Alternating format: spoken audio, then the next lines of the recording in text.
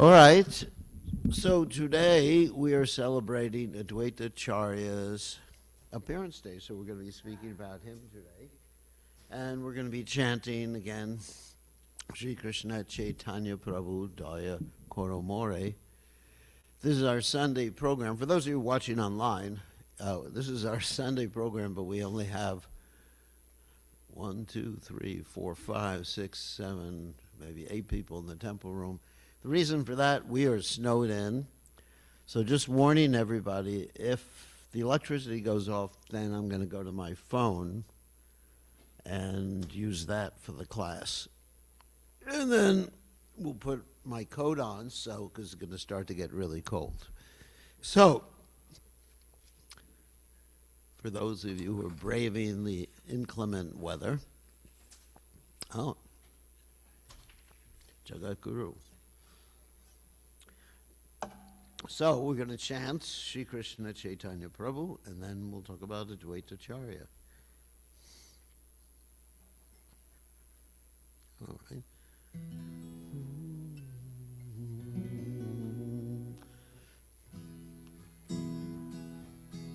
Shri Krishna Chaitanya Prabhu Daya Koromore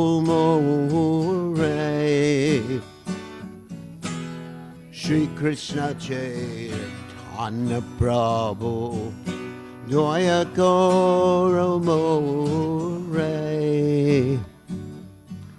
Tumamina Kedayalo Jagat Samsare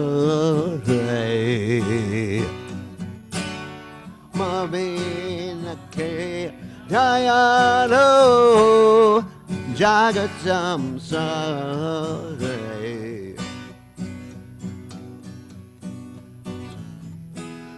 Patita Pavana Hetu Tavavatara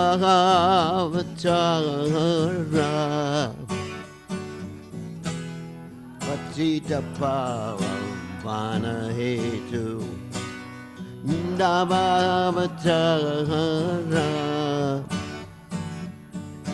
Moshama Patita Pramo Na Paivehara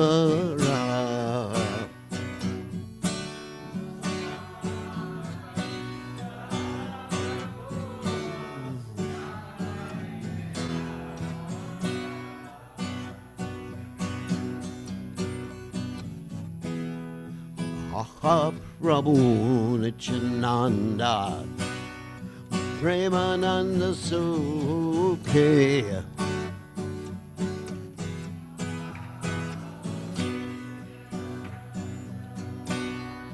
Premananda Sukhe Kripa Balakan Hakoro Ami Voruduke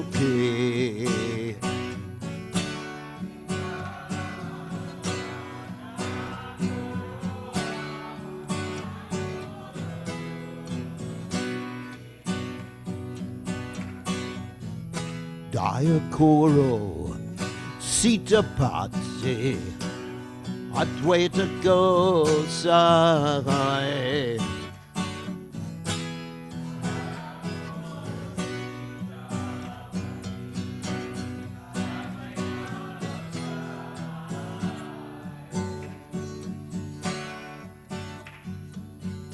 Tava Kripa Bole Pai Chaitanya Nityananda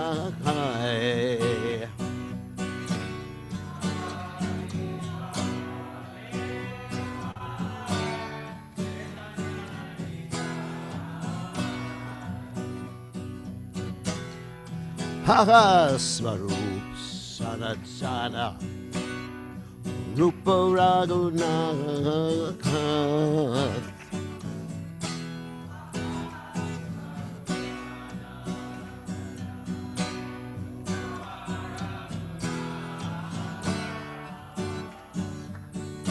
Bhakta Juga Shijiva Prabhu Lokanath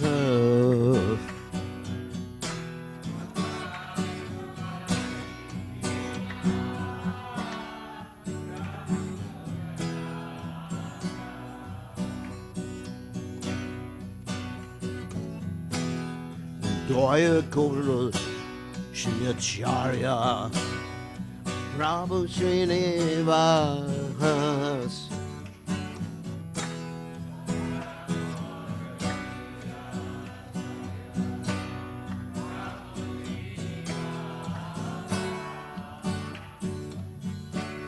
Ramachandra Sang Namage Narottama Das.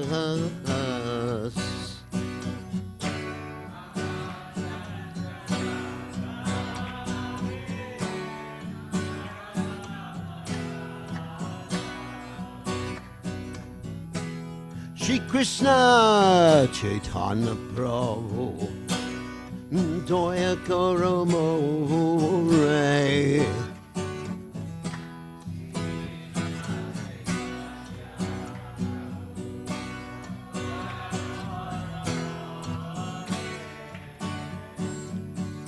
Tuma Binake Dayalo Jagat Samsare.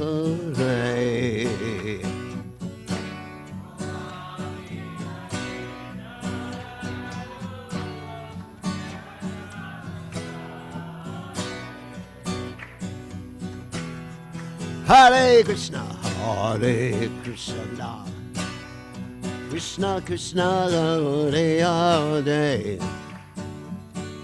Hare Rama, Hare Rama, Rama Rama, Hare Hare.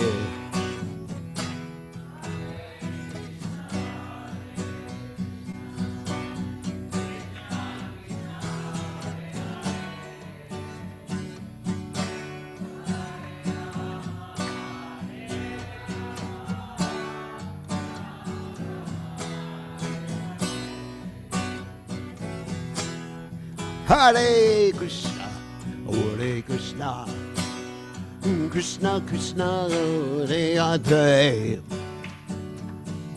Hare Rama, Hare Rama, Rama Rama, Hare Hare, Hare Krishna,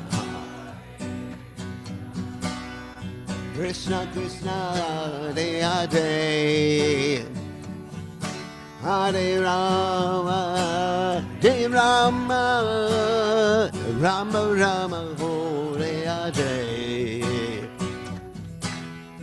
Hare Krishna, Hare Krishna, Krishna Krishna, Hare Hare, Hare Rama, Hare Rama, Rama Rama, Hare Hare.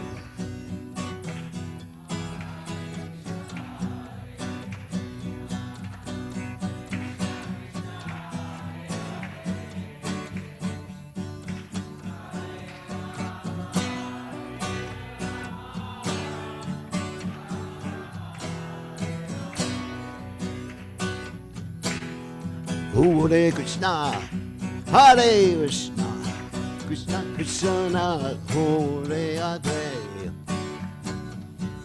Hare Rama, Hare Rama, Rama Rama, Hare Hare.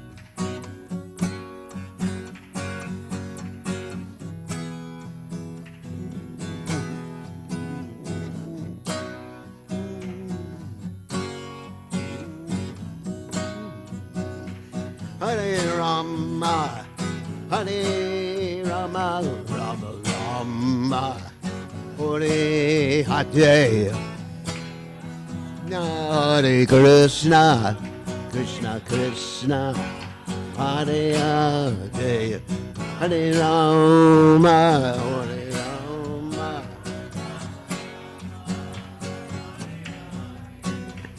Hare Krishna, Hare Krishna, Krishna Krishna Hare Hare Hare Rama Rama Rama Hare Hare.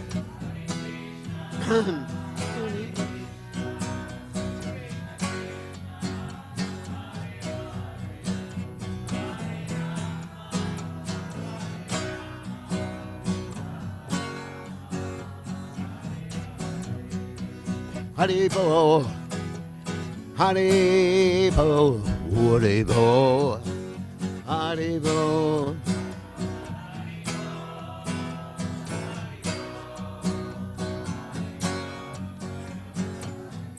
Jaya Jaya Prabhu Pada Prabhupada, Prabhupada.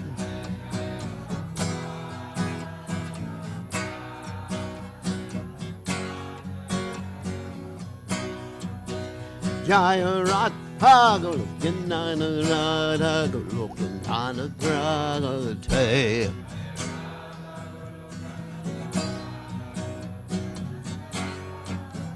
Jaya Radha Golokindana Radha Golokindana Radha.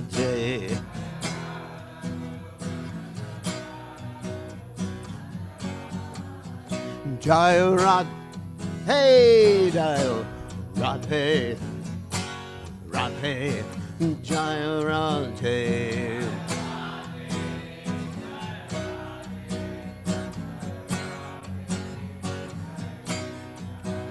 Jaya Radhe, Radhe, Radhe, Jaya Radhe. Jaya Radhe, Jaya Radhe, Jaya Sri Radhe. Jai Om Vishnupad Paramahansa Paravatikacharya. Also Teta Satashi Shimad, His Divine Grace, Abhaya Chananada Bhaktivedanta Goswami, Srila Prabhupada ISKCON Founder Acharya, Srila Prabhupada Ki Jai, Nantakoti, Vaishnava Vrinda Ki Jai, Namacharya, Srila Haridas Thakur Ki Jai.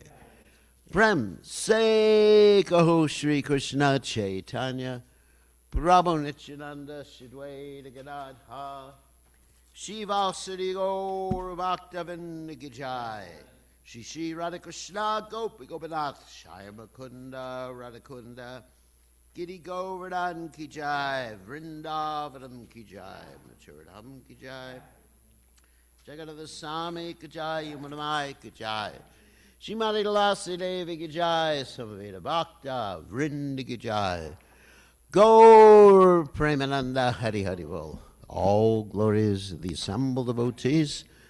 All glories the assembled devotees. All glories the assembled devotees. All glories to Shri Guru and Gauranga Srila Prabhupada Ki Jai. Nama Om Vishnupadaya Krishna Prasthaya Bhutale Shrimati Bhaktivedanta Swami Namani Namaste Saraswati Devi Gauravani Vacharni Nivashesha Shunyavadi Paschatya Dejatarni. Okay, give me a mala. So, Ishwar, keep an eye on the broadcast TV, because sometimes it goes off and I'd have to put it back on again. Just make sure it stays on. Just sit down in a place where you can see it. So, let me read the translation of this beautiful poem by Narottama Das Thakur. My dear Lord, please be merciful to me, because who can be more merciful than your Lordship within these three worlds?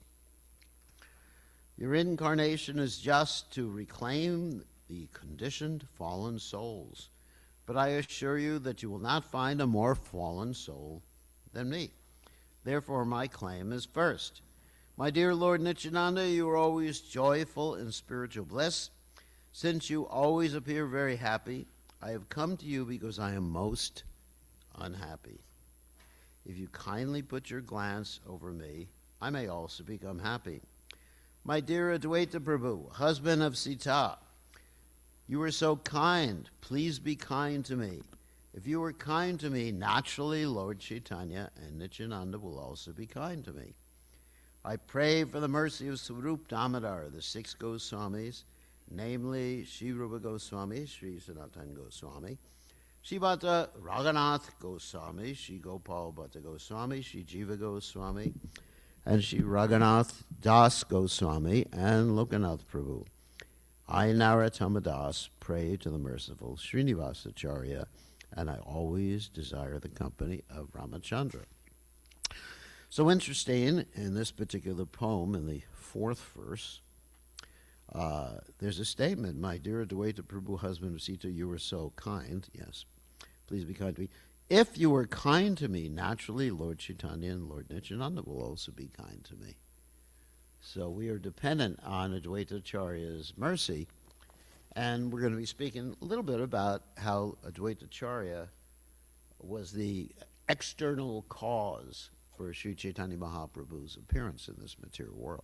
Of course, there's also the internal cause, which we're not going to talk about today. So, Om Ganat Tamidandasha Garanjana Shlakya Chakshun and Meditam Yena Tuzmai Shigurave Namaha.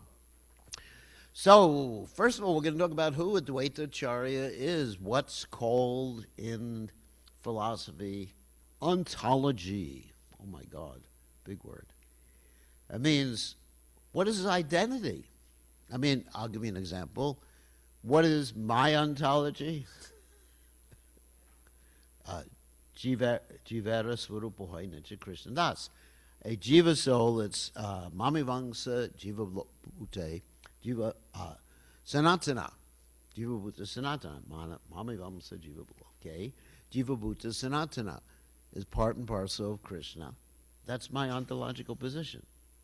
So, Advaita Acharya's ontological position is that he is non-different from Lord Nityananda and Lord Chaitanya, and non-different from Krishna, and non-different from Balaram, and non-different from Lord Ram, and non-different from Kurma, and non-different from Matsya.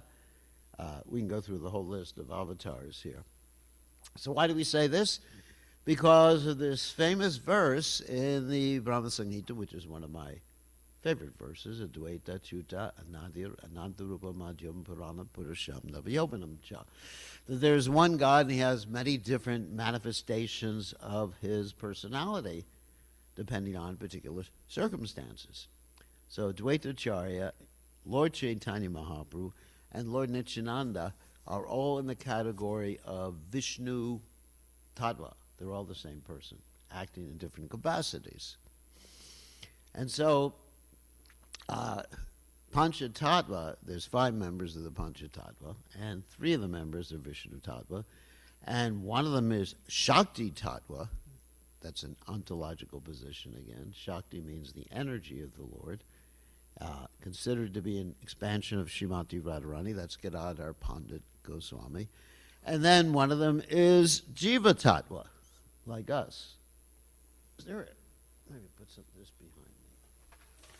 It gives me a little cushion for my back. That's better. One of them is Jiva Tattva, and that is Shivas Thakur, who is considered to be an incarnation of Narada Muni. Okay? So that's the ontological position. And also, he is called Sadashiva. Also, he is called Mahavishnu. So you have all these different labels or explanations of his ontological position. So what does that mean?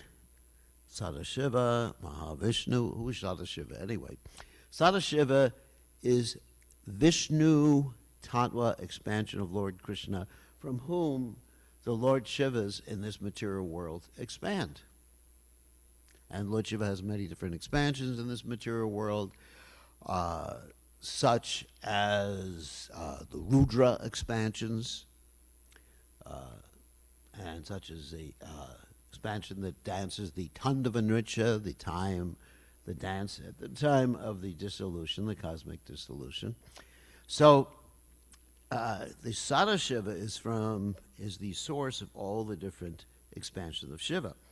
And this Sadashiva appears in the Holy Dham, that is, Dvaitacharya appears in the Holy Dham, as the Dikpala. What does that mean? As the protector of the Holy Dham. Those of you who've been to Govardhan and Vrindavan with me know that I talk about Kundeshwara Mahadev. Remember that? You both remember that. Gopishwara Mahadev, right? No? You don't know what I'm talking about. That means Lord Shiva, or Sadashiva, appearing as the guardian of different aspects of the Holy Dham. Gopishwara Mahadev is actually an expansion of Lord Shiva, who is a lady. Gopishwara. And he guards Vrindavan. Kundeshwara guards Radha Kund. So also, I mean, it's really interesting. Also, Advaitacharya appears in Braj as a coward boy. That's pretty interesting. So he has that relationship in Braj. He appears in Braj as Gopishwara, Kundeshwara, and all the other different expansions. So, pretty interesting, isn't it? And so, of course, the word Advaita also means he's non-different from the Supreme Personality of Godhead. So, a little bit about how he appeared in this world, because we know before the Lord appears in this world in his Leela aspect, he has his associates and expansions appear before him, just like Balaram appeared before Krishna, and Lord Nityananda appeared before Chaitanya Mahaprabhu, and so Advaitacharya appeared before Chaitanya Mahaprabhu. He was something like 40-something years older than Chaitanya Mahaprabhu. So he was quite, let's say, externally an old person. So some people say that Advaitacharya appeared in Srihat, and other people say that he appeared in Shantipur. And his father is a very interesting personality. His father's name is Kubera Pandit. And Kubera Pandit is considered to be the appearance of who? Kuvera.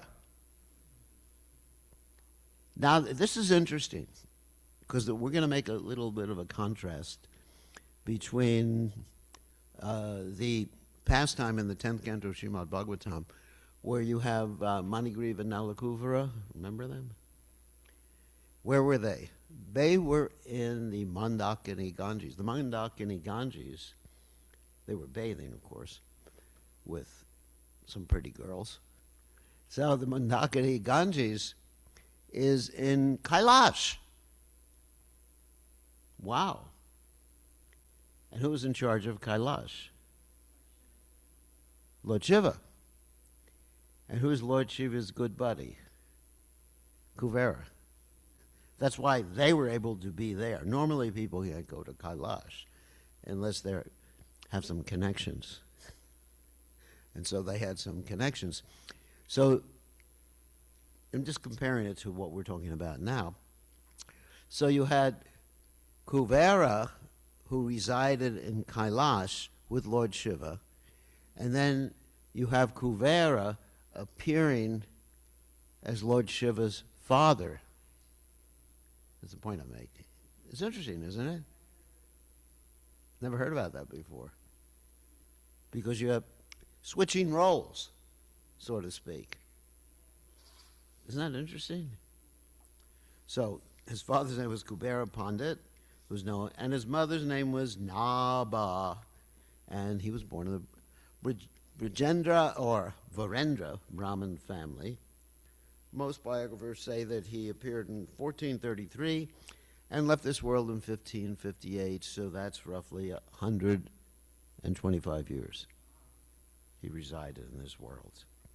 So before Advaitacharya appeared, his mother heard a divine voice stating that her son would be an expansion or an appearance of Lord Shiva.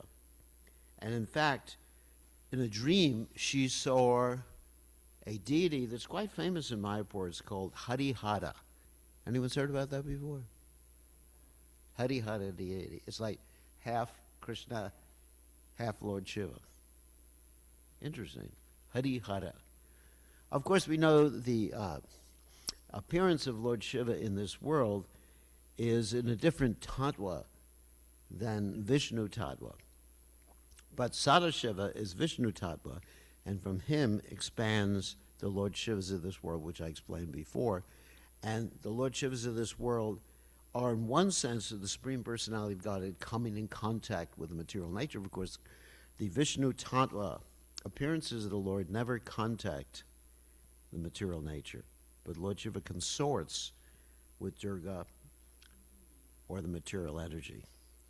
So anyway, so she saw Harihara before she gave birth, and then he was born. And he was immediately given the name Kamalaksha, which means lotus eyes, not beady eyes like Wes. And so, as he grew up, he got married at a very early age, and he married two wives who were both sisters, Sita, and sometimes he is called Sitapati. He's identified in terms of his wife, Sitapati. That's interesting. And she's considered an appearance of Yoga Maya, the internal potency of the Supreme Personality of Godhead. And Shri is considered, Shri the other wife, is considered an expansion of Yoga Maya. So Dvaitacharya, as a dutiful householder, had children. And so he had 6 children, and the story goes that 3 of them became devotees, famous devotees, and 3 of them became deviants. Just like we were hearing this morning, at least I made a comment this morning, that there's many deviant, where are you going? He's running away. Oh, something for my back. Yeah. Thank you. Parcel of getting old. You need. Oh, thank you. Oh, isn't that nice? So, Srila Bhakti Siddhanta Saraswati Thakur and Srila Bhakti Vinod Thakur give a whole list of deviant Vaishnav sects. And some of them, well, I'm not going to get into all those different Vaishnava sects. Kartabhaja, some of them, like men dress as women, thinking they're going to enter the rasa dance. And some of them think that they're God. And there's one particular one that holds my interest right now. I'm not that I want to join them. It's called the Smartas. Smartas are those who try to impose ritualistic, quote, Vedic understandings upon Vaishnavism.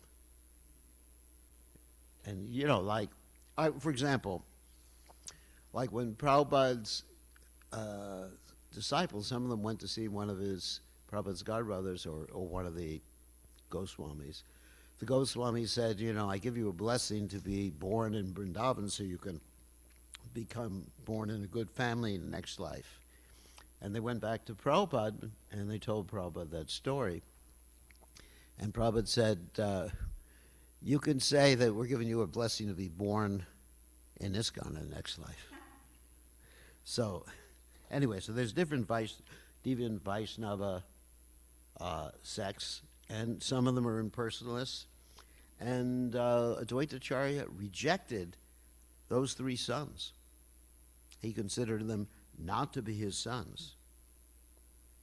Now, Advaitacharya also had this power that he offered obeisances to any deity, and if the deity wasn't being worshipped properly, or Krishna wasn't there, or the demigod wasn't there, the deity would explode.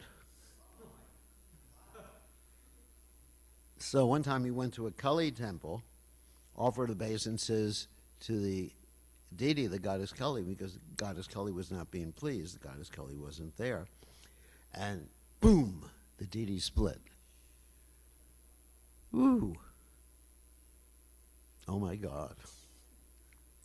And so there's one of the biographies of Advaita Acharyas. A lot of it's hagiography, but I'm going to give this particular story. It's called the Advaita Prakash. And there's a miracle. One time his guru, one of his, not his ultimate initiating guru, but his teacher, asked him to get a lotus flower from the Ganges. And at this particular location of the Ganges, there were many, many snakes and thorns. So he, at least the story goes, he walked on top of the water and got the lotus flower. So he served his mother and father very, very nicely as a dutiful son. Dutiful sons should do that. Remain with your mother and father, just serving them. Unless they give you to your guru. Anyway, so that's actually a higher principle. So anyway, he served his mother and father until they passed away. Then he decided to go on pilgrimage. And he went to Gaya, obviously. That's where you usually go when your parents pass away. We don't have to do that, but that's the tradition. Because the lotus feet of Krishna or Vishnu were there. Lord Chaitanya went there, and that's where he met his spiritual master, and that's where he took initiation. So in Gaya, he met Madhavendra Puri. Now, eventually he will take initiation from Madhavendra Puri, but not at this particular juncture. So he met Madhavendra Puri for the first time. And we know Madhavendra Puri was the very source of ecstatic love of Godhead in our Sampradaya. And of course, he's the spiritual master of Ishwara Puri, who is the spiritual master of Sri Chaitanya Mahaprabhu. So, and then he continued his travel, going on pilgrimage after his parents died, and he arrived in Vrindavan. And in Vrindavan, he went to this place called Dwarasaditya, the hill, Dwarasaditya, Til, which means hill. And he discovered a deity there. And that deity was Madan Gopal, which is his worshipable deity. And what he did, instead of taking the deity with him, he gave this deity to a Brahmin family in Mathura. Their particular caste was called Chobe, the Chobe Brahmin family. Later on, the family gave that deity to Sanatana Goswami, and that deity became known as Madan Mohan. There's a whole story about that. I mean, I guess I'll tell it real quickly. That basically, Sanatana Goswami went to the house of these brahmanas, and he saw them worshiping the deities in a very intimate way, because Madan Gopal was seated at the same dinner table as the family. And he was just, imagine, you're having dinner and you put Krishna there sitting.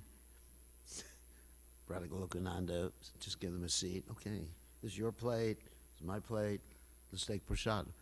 So, nice. Yeah, it was nice. But then Sanatana Goswami said, this is not the proper method of deity worship. You should put them on the altar. Then Sanatana Goswami had a dream that night, and he was chastised by the deity, and the deity said, you spoiled all my fun. Now I just have to sit on the altar. And so Sanatana Goswami didn't know what to do, but then Madan Gopal told him, I want to come with you, and Sanatana Goswami said no, but then Madan Gopal told this family, the Brahmin family, that give me to Sanatana Goswami. So the next day the Brahmin came to Sanatana Goswami and said, here's the deity. Madan Gopal said, you should take care of him. And Sanatana Goswami, I can't. I don't have time or anything to take care of this deity. So eventually Sanatana Goswami just hung the deity from a tree and offered him dry bread balls. And that's a famous story. And then he became Madan Mohan. When Madan Mohan arranged for his own salt, everybody knows that story. he arranged for his own salt and the money to construct a temple. So, and in Dvaitacharya's traveling, he also found a book called the Ananta Samhita, which mentioned about Lord Chaitanya Mahaprabhu. So then he went back to Shantipur. Actually, eventually, Dvaitacharya had a house in Shantipur and also in Mayapur. And he was challenged by a famous Digvijay. A Digvijay is a person who goes around arguing with everybody, thinking they're going to win. We have experience of modern-day Digvijays. Anyway, so he defeated him, and the Digvijay became his disciple. So, and he also had many, many pastimes with Haridas Thakur there. So he showed, that is, Advaitacharya showed, that someone should be respected as a Brahmin because of their qualities, not because of their birth, which completely counteracts this ritualistic smarta conception that we understand, according to Shastra, that if one considers a Vaishnava according to his birth or according to his body, his or her body, that person is a Nara, is in hell, is a resident of hell. It's just like considering the deity to be made of stone. So, Advaitacharya showed us that Haridas Thakur was given the respect of the best of Brahmins. And how did he give him that respect? By giving him the Shraddha plate. The Shraddha plate is the plate that's offered to the ancestors, and it's given to the most respectable Brahmin. And so he gave that to Haridas Thakur. Haridas Thakur, for those who don't know, was born in a non-Vedic family, Muslim family. And he was simply absorbed in chanting the Lord's holy names. Also, Dvaitacharya showed us that the chanting of the holy names is the most important activity. So, then Advaitacharya returns to Navadvip. As I mentioned, he had houses in Navadvip and also Shantipur. And he meets Madhavendra Puri and took initiation from him at that time. So Advaitacharya is actually the godbrother of Lord Chaitanya's spiritual master. So that's why Lord Chaitanya respected him, not just because he was older, but he was the godbrother of the spiritual master. That's a certain etiquette that one has to show respect for. And Madhavendra Puri shortly thereafter left this world in Ramuna. Ramuna is the place where Shirachura Gopinath is, the deity who stole the sweet rice from Madhavendra Puri. And Madhavendra Puri's samadhi is there, and all sorts of other Vaishnavas' samadhis are there. And I don't think there's anyone here who went there with me, but no. Some people online. Sadhvi is there. She went there with me. She's online. So, in Navadvip, he also opened up a Sanskrit school and gave initiation to Jagannath Mishra and Sachi. Wow. Initiated them in the 4-syllable Gopal mantra. For those of you who want to know what the Gopal mantra is, we have our own Gopal mantra, which is more than 4 syllables, which is the next to the last Gayatri mantra. It's called the Gopal mantra. I can't tell you, because I'd be initiating you in that mantra. It's not.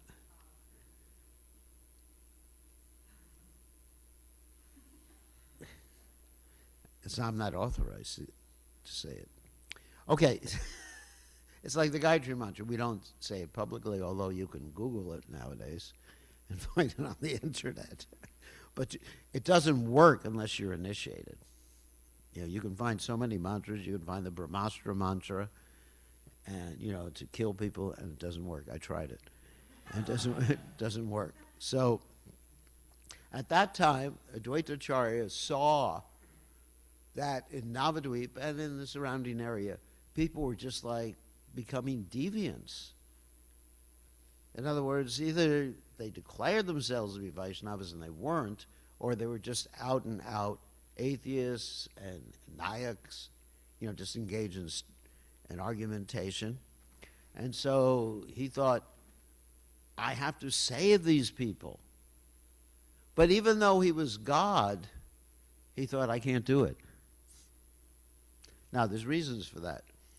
Because in Kali Yuga, of course, the Dharma is Krishna Nam Sankirtan, which Advaita Acharya understood. But in Kali Yuga, it requires someone teaching about Braj Bhakti to save the conditioned souls. And so Krishna had to personally appear because Advaita Acharya, in his mood as Sadashiva, it wasn't his mood. And also it was his humility that we need, the original. Well, of course, Advaita Acharya is Krishna again. This is a great mystery. But we need Krishna, we need myself in my original form coming here. So he goes and he starts worshiping Tulsi Devi with the Ganges, worships Krishna with Tulsi Devi, Ganges, like that. He has a Shalagram Shila. Now, the interesting thing is, you think about it, he is also non-different from the Shalagram Shila. It's actually quite interesting. He's like worshiping himself. And also, he's worshiping himself with the water that washed his feet. Because where did the Ganges come from? Anyone know? Anyone know where the Ganges came from? No, the Ganges came from Lord Vamana kicking a hole in the universe. Right? And so Lord Shiva also, but it's interesting because Lord Shiva caught the Ganges in his hair because he wanted. The story is because the Ganges was proud, but actually he just wanted the mercy of the foot water. The real reason is he was looking for an excuse because he wanted the foot water from Lord Vamanadev. You understand? Because Lord Vamana kicked the hole in the universe, and all the Ganges water that came through or past his foot, was washing his foot. So Advaita Acharya, getting back to the story, Advaita Acharya is worshiping the Shalagram Shila with his foot bathing. And water that briefly touched his head is Sadashiva. It's such an interesting point. I thought I would make that. I just think it was.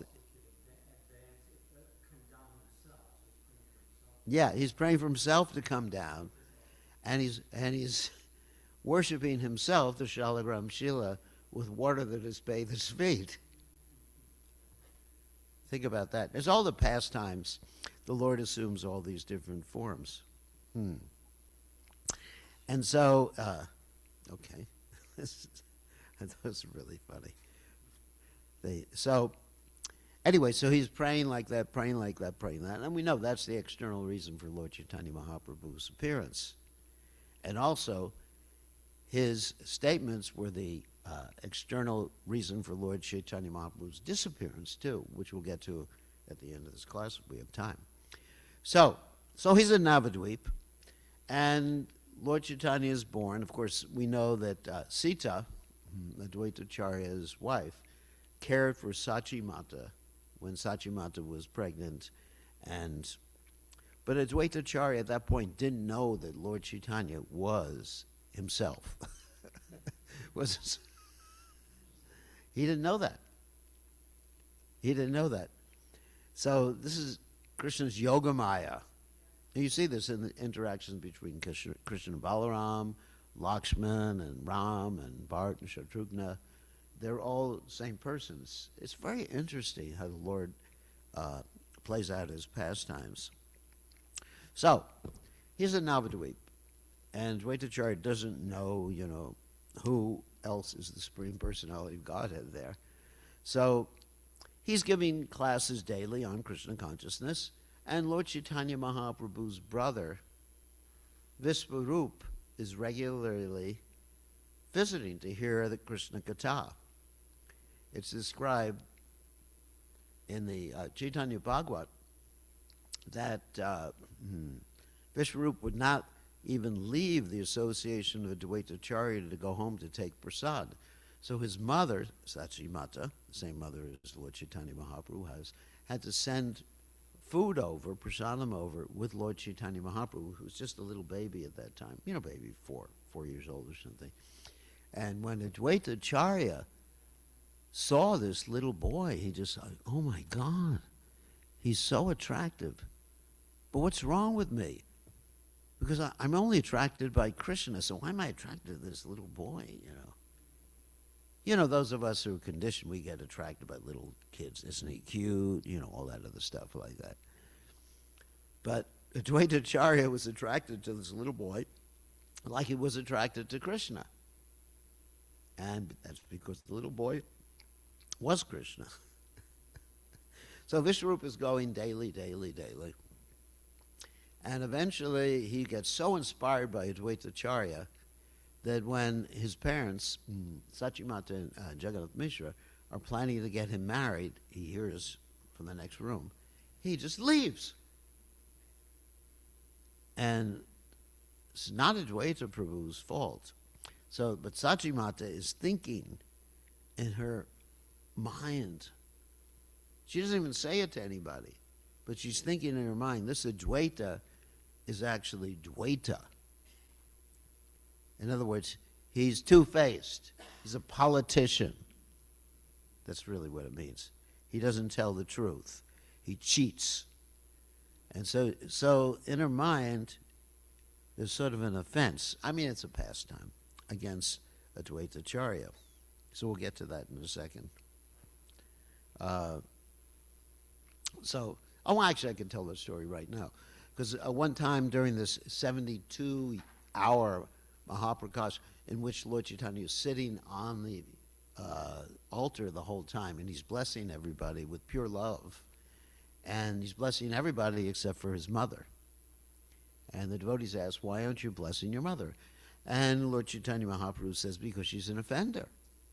And they're thinking, how can God's mother be an offender? And they asked, why is it? And he said, she's offended Advaitacharya by calling him two-face. And so when Sachimata hears this, she dives at the feet of Advaitacharya, and Advaitacharya simultaneously dives at her feet. And then Lord Chaitanya says, now I can give her love of God. So the point is, even if you're the mother of God, you have to be careful about Vaishnava Aparada, even in your mind. Very important lesson for us.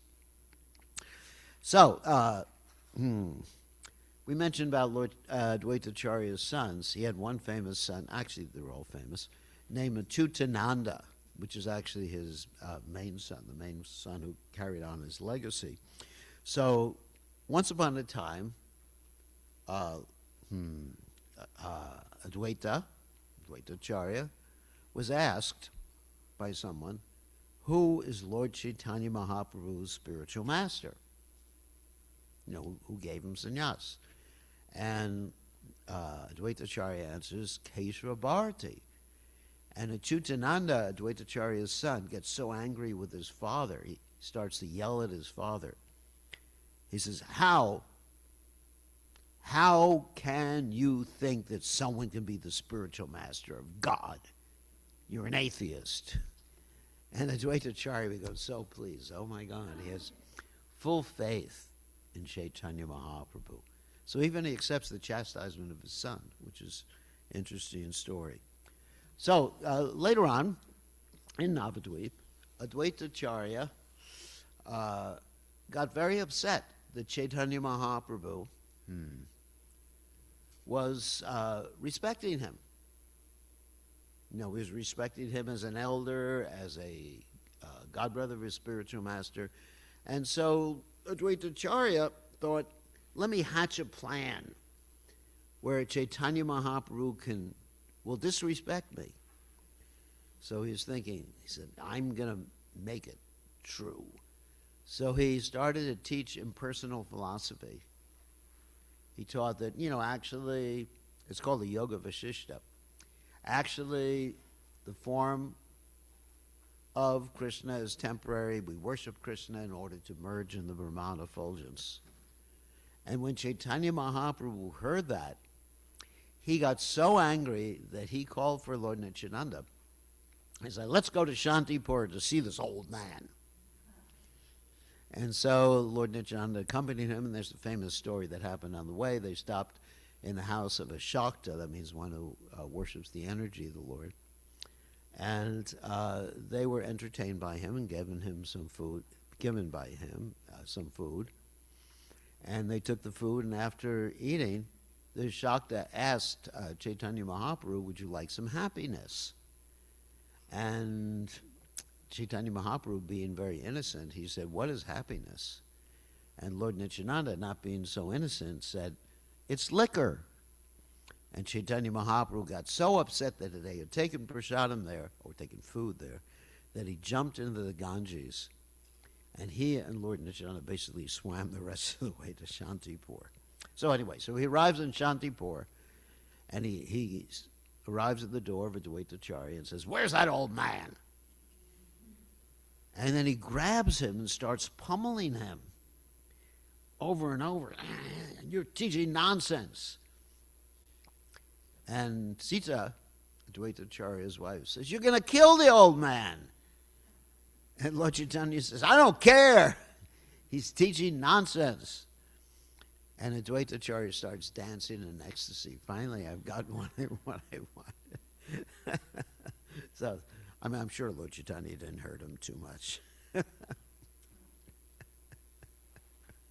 So, eventually, Lord Chaitanya Mahaprabhu takes sannyas, and Lord Chaitanya wants to go to Vrindavan immediately, but he is misled by Lord Nityananda, who tells him that the Ganges is the Jamuna River.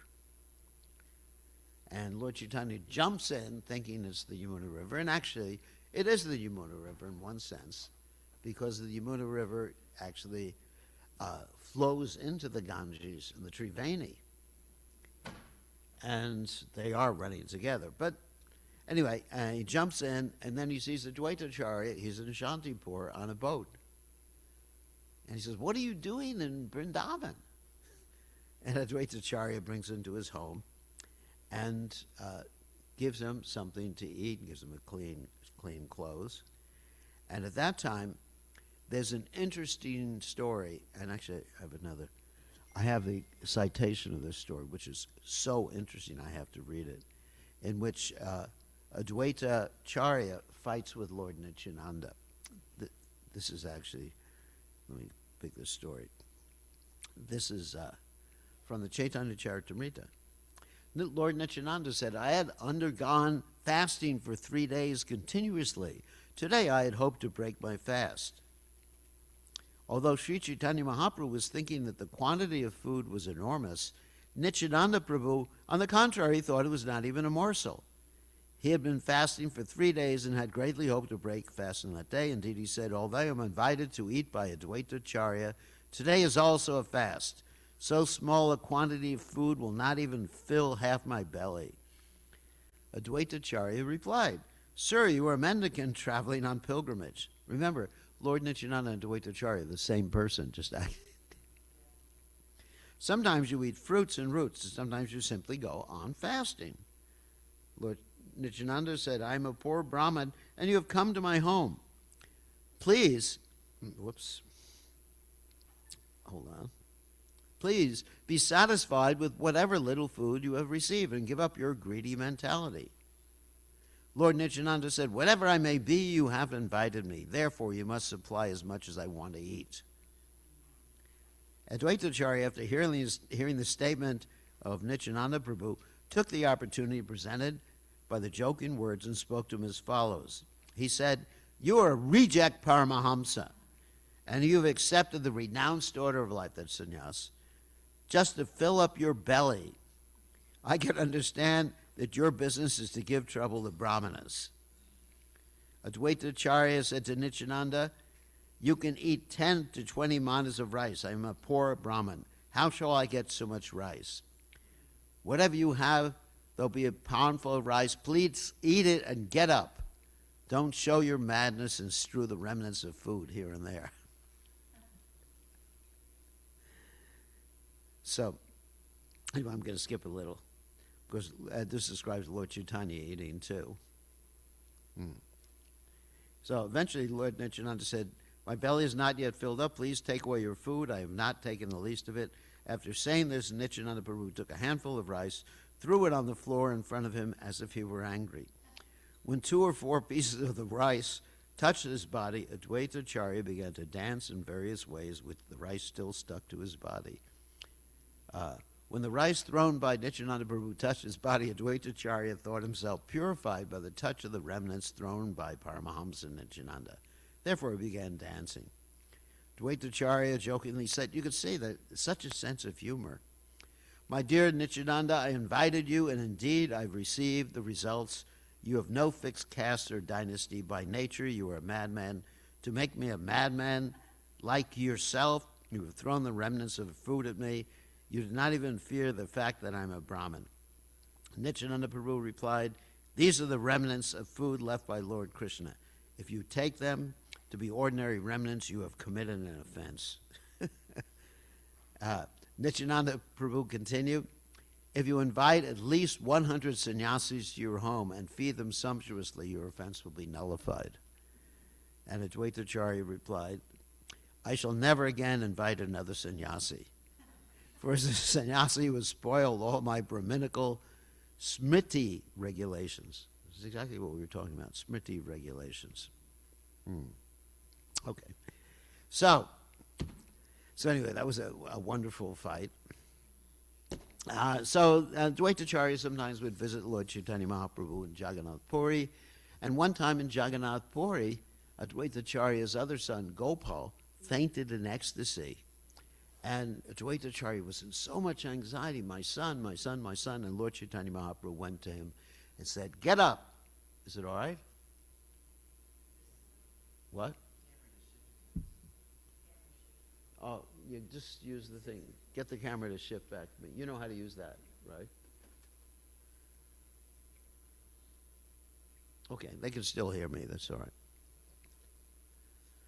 So, okay, getting back to the point for those of you online. So anyway, he got up and started to dance and chant. And there's another interesting story that Advaitacharya had a servant named Kamalakanta Vishvasa. And this servant understood that Advaitacharya had a lot of debts. So he went to the king, the servant, to beg for money to pay Advaitacharya's debts. And when Lord Chaitanya Mahaprabhu heard that, he said, "How can you think the Supreme Personality of Godhead has debts?" He said, "I don't want to see your face again." And then Advaitacharya goes to Lord Chaitanya Mahaprabhu and says, "Now I can understand how dear this Kamalakanta is to you, because you have chastised him, whereas you only give me sweet words." And Lord Chaitanya started laughing and said, "Kamalakanta can come back and see me again. It's fine." And then Advaitacharya says, "You've cheated me 2 times. You've forgiven him, and then you chastised him." And Advaitacharya's pastimes with Lord Nityananda continued even in Jagannath Puri. I mean, there's stories when they were in the Indradunya lake. Lord Nityananda and Advaitacharya, they would fight. You got back on me yet? Almost. It shifted. Yeah, there's a little problem with it. But they can hear the class at least. Better they see Krishna than me anyway. So anyway, they were playing in the Indradunya lake, and the devotees, because Indradunya lake is connected with the Gundicha temple, which represents Vrindavan, and the devotees were imitating frogs. I mean, here were grown men. Advaitacharya, probably 80-something years old. imitating frogs and jumping and splashing water. And Lord Nityananda and Advaitacharya were fighting again, and Lord Nityananda won, and he was splashing water in Advaitacharya's face, and Advaitacharya couldn't see, and he called him a lot of bad names. Then Lord Chaitanya called for Advaitacharya, and Advaitacharya assumed the form of Ananta Shesh and was holding Chaitanya Mahaprabhu up in the Indradunya lake.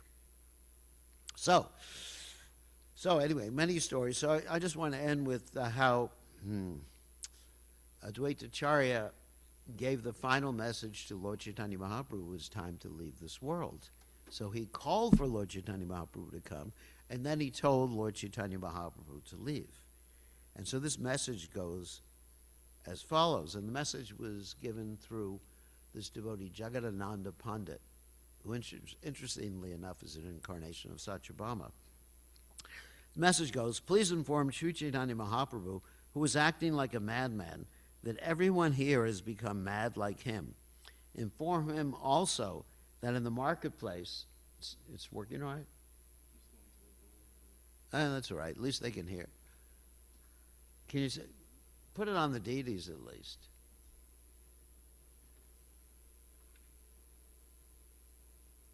Krishna didn't want people to see me. There's one button, you can press it. It's going?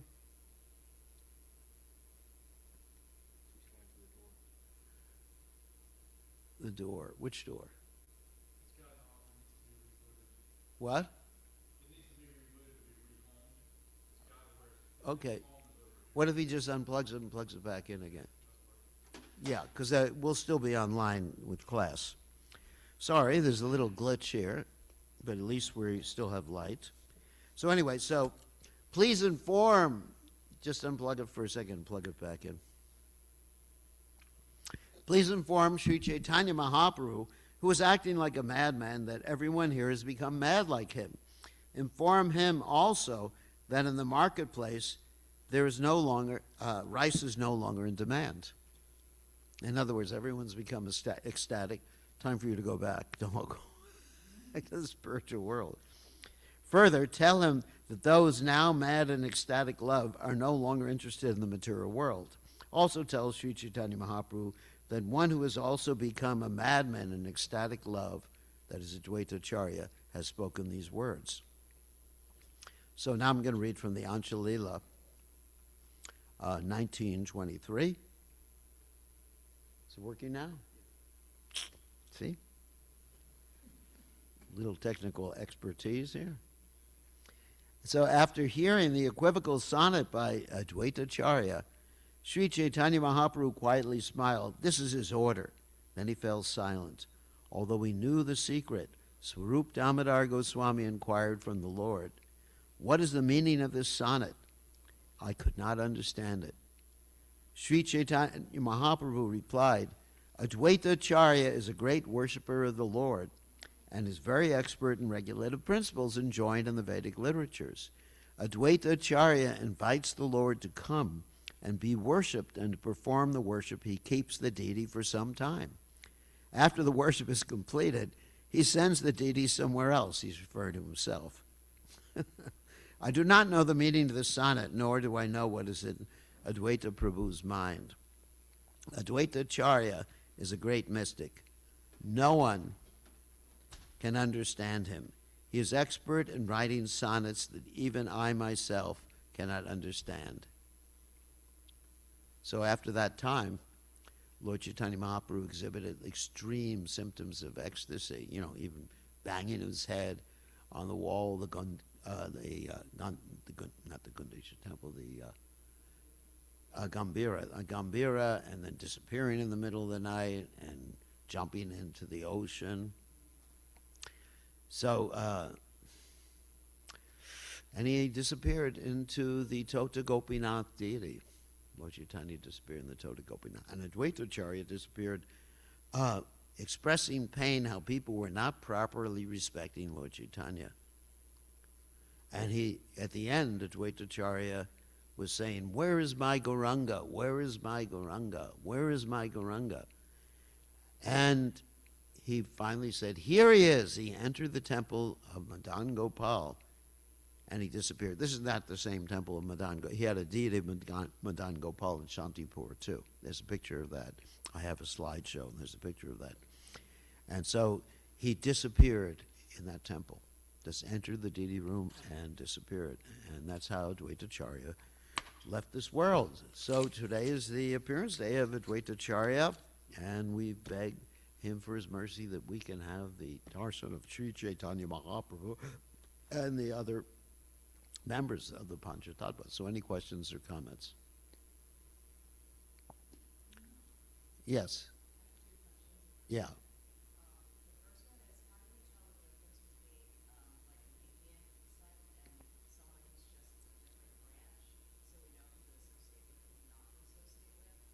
Require some study. You can ask me. I mean, there are different branches. I mean, there's like Prabhupada's godbrothers established different branches, the Gaudiya Maths, and many of them are just bona fide, and they're serving Krishna in their own way. But it's a philosophical misunderstanding, not simply that there's a different organization and they're considered deviants. That one would have a misunderstanding either of the Siddhanta, that's a conclusion, or of the practices. You know, you may have some deviant Vaishnavas, for example, who smoke marijuana. So that's a practice. They may have the same philosophy as us, but the practice is deviant, or the Prakriti Sahajas. Or the Saki, there's the Saki Bakis. There's the men. They're the men who dress up like women. They put lipstick on and everything like that. Did you see any of them when you were in Vrindavan? Yeah. They're used to be quite common. Men. Many of them are. They say they're Gaudiyas. They're a deviant sect of Gaudiya Vaishnavism. And they said they worship Lord Chaitanya and they want to become gopis. And that's their methodology for becoming gopis. Or you may have people take things very cheaply and give unqualified people siddha pranali, even though their philosophy is correct, but their application is a problem. So, your question. What's that? Advaitacharya's mom? Oh, yeah. No. Advaitacharya's mom was not Yogamaya. She was, it's not really mentioned. I didn't mention. It's Yogamaya's his wife, Sita, and his other wife, Shri, is actually expansion of Yogamaya. So, Naba was his mother, and it's not mentioned what her ontological, what her position was. But his wife was definitely Yogamaya.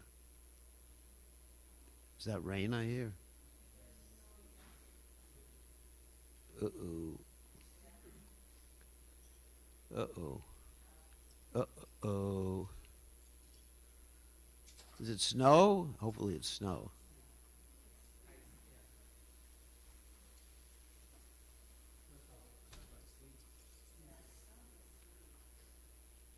Just pray. We pray until, we have until about 8 when it's supposed to stop. So if it stops, please, Radha Golokananda. What? It's late. It's a combination. Okay. Any other questions before we end? We should pray to Krishna that we're able to have electricity. Yes.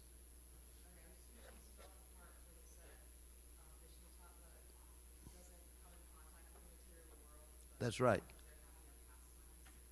Yeah, they have pastimes in the material, but they don't touch the material energy. For wherever Krishna appears is as good as Vrindavan. He manifests the spiritual world. It's something like wherever a country has an embassy, the rules and regulations of the country of which the embassy is from apply, rather than the country where the embassy is in. Does that make sense? Like if you had someone who was wanted, let's say, by the U.S. government, and they took shelter in the French embassy, then the government shouldn't be able to touch them. I'm saying shouldn't, if the rules were followed properly. So the embassy of a particular country is that particular country, in one sense. So the temples, Lisa's not raining right now. The temple, pray to Indra or whoever. I don't know who the sleet god is, or the ice god, or is. And we should pray, because we want the devotees to be safe. We don't want to experience like what life was like when we first started New Goloka. It's 50 years later. So, any other questions or comments? If not, yes. It's like when we hear the Vaishnava prayers, like the mood is so good, and how to develop the right attitude, like when we perform in devotional service. To glorify the Vaishnavas and serve the Vaishnavas. And one thing is, if you ever, of course you don't because you're a real Brahmin, but if you ever feel like any negative attitude towards any Vaishnava, immediately start glorifying that Vaishnava. And even if you don't feel a negative attitude, you glorify a Vaishnava for their Vaishnava activities. Every Vaishnava is glorious. Even if they chant Hare Krishna one time, we offer respects in our mind. Even one time they chant Hare Krishna. Okay? Any other questions before we end class? How many people are watching?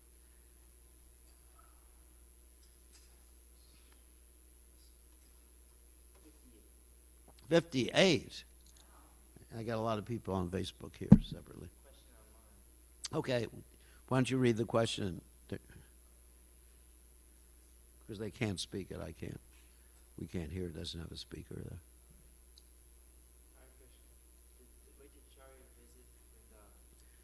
Yes, Advaita Acharya visited Vrindavan. He did. I actually even mentioned that. Advaita Acharya visited Vrindavan, and that's where he found Madan Gopal, right? Dwadasadicha is a hill. The reason it's called Dwadasadicha Hill is because it's the hill which the sun shone forth with 12 times normal brilliance. And that's after Krishna danced on the heads of the Kaliya serpent. He went up to the hill and he was shivering. And Surya said, I got to dry him off. Okay? And we'll pray to Krishna that we don't shiver. Yes? You were talking about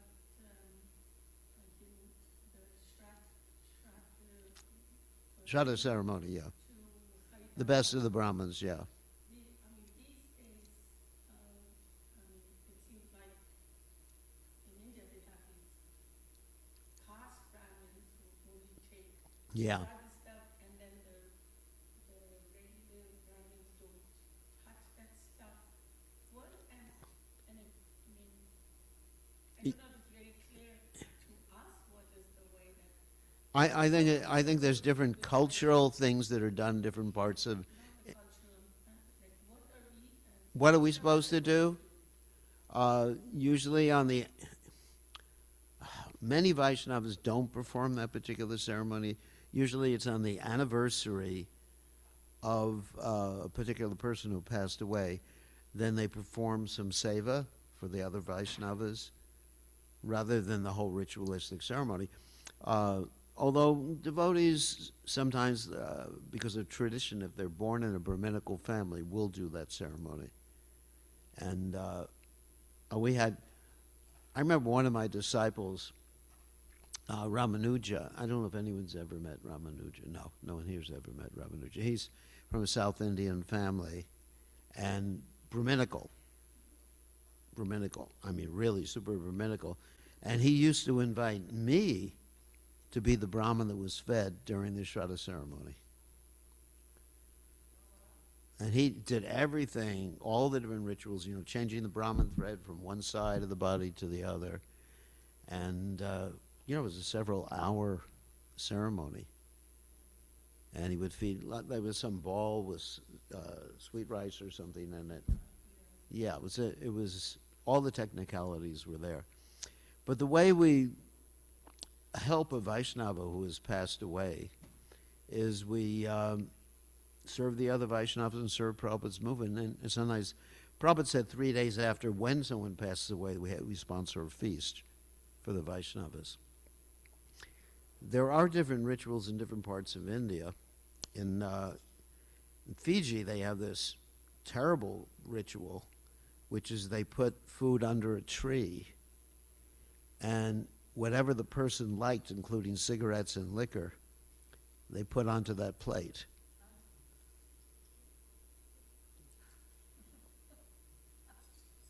So I always tell them that the reason your ancestor went to hell because he was eating those things or smoking those things, meat or cigarettes, and now you're keeping him in hell by offering those things. So, the best thing is in Vaishnava Dharma, serving the Vaishnavas, best way to perform the Shraddha ceremony. Although, if people want to do it, we don't discourage them because that may be the local culture. But the chanting of the holy names accomplishes everything. It really does accomplish everything. Like in the Hindus, Yeah. they take the last few days to Hardwar. Yeah, they go to Hardwar. I mean, we don't do that. You're talking about the ashes or what? The ashes. Not necessarily. Yeah, we may take the ashes to Ganges or Yamunotri or yeah. Well, I advise the devotees that because there's no Jamuna in Vrindavan anymore, they should go upstream and put the ashes in the. And in the Ganges, the devotees have, special ceremonies and boats. They take persons who have lost their forefathers out in a boat and help them with the ceremony. So I've gone on some of those ceremonies when devotees have passed away. So there are certain rituals that can be done, but the main thing is the chanting of the Lord's holy name and performing service to the Vaishnavas. I think it's time to end. All glory is to His divine grace. A.C. Bhaktivedanta Swami Srila Prabhupada Advaita Charya Ki Jai. Advaita Charya Ki Jai. Well, I had 11 people watching on Facebook. Let me get in there. All right.